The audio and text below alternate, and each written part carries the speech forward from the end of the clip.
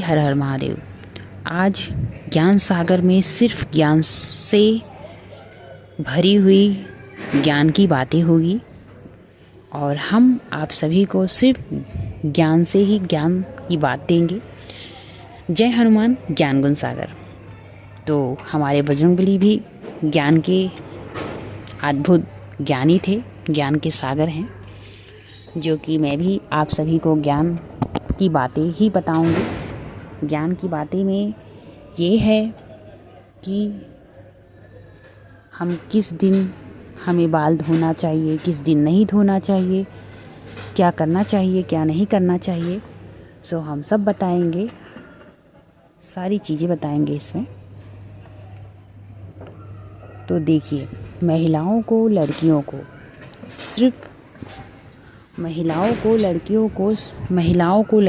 सिर्फ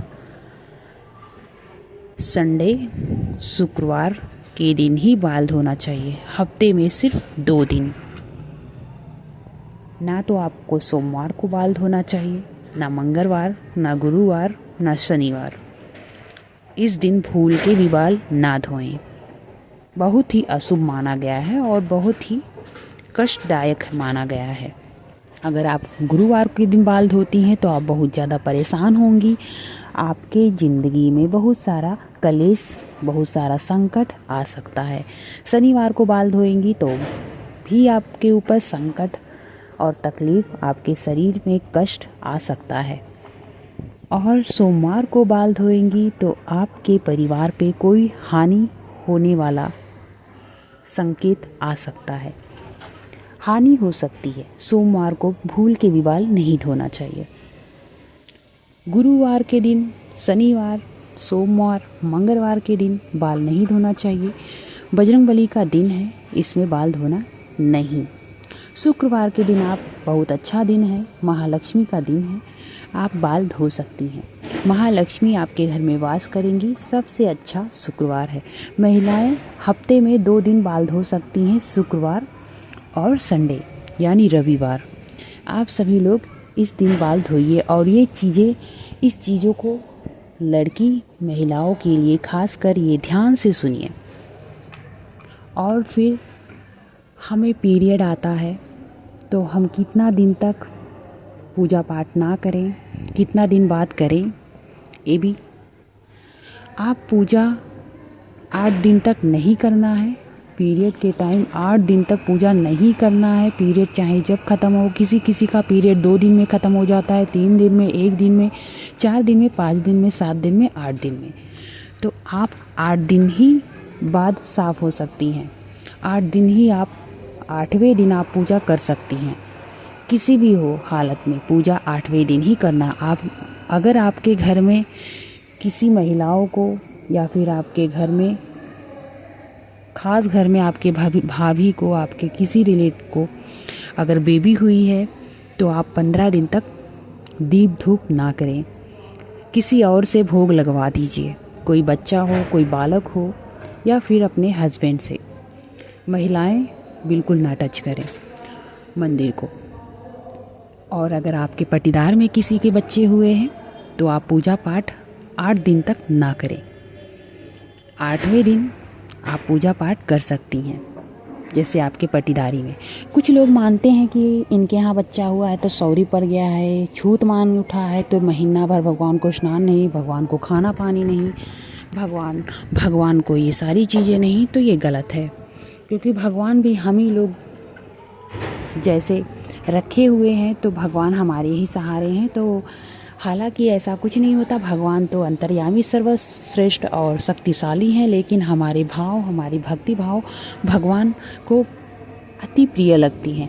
तो इसीलिए हम पूजा पाठ और भगवान का सेवा सत्कार करते हैं, क्योंकि भगवान तो हम ही को बनाए हैं, उन्हें किस चीज़ की कमी है। लेकिन भगवान हमारी भक्ति, हमारी श्रद्धा, हमारी भावनाओं को देखते हैं और अपना भक्त मानते हैं। और जो भगवान का सच्चा भक्त होगा उसे अधिक कष्ट होगा, उसका परीक्षा भगवान जरूर लेंगे, उसके ऊपर संकट भी डालेंगे और हर संकट का संहार भी करेंगे, हर संकट को दूर भी करेंगे। क्योंकि आपका परीक्षा ले रहे हैं तो आपको कष्ट और आपको संकट तो ज़रूर देंगे।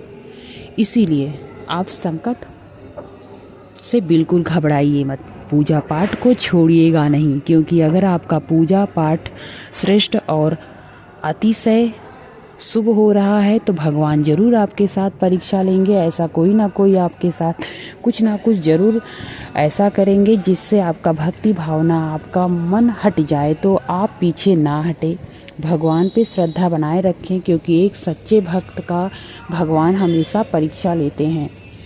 जैसे मान लीजिए न जाने कितने ऐसे भक्त हैं जिनका भगवान परीक्षा ले चुके हैं, उनमें से आप सभी का भी ले सकते हैं, हमारा भी ले रहे हैं।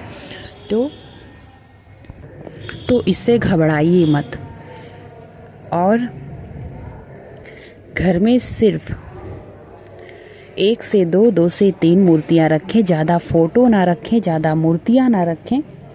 एक ही भगवान को ध्याइए मन से, श्रद्धा से। सिर्फ इष्ट हमारा एक होता है। कहा जाता है भगवान इष्ट देवी देवताओं में से इष्ट किसी को बनाइए जो आपके दाहिने हैं।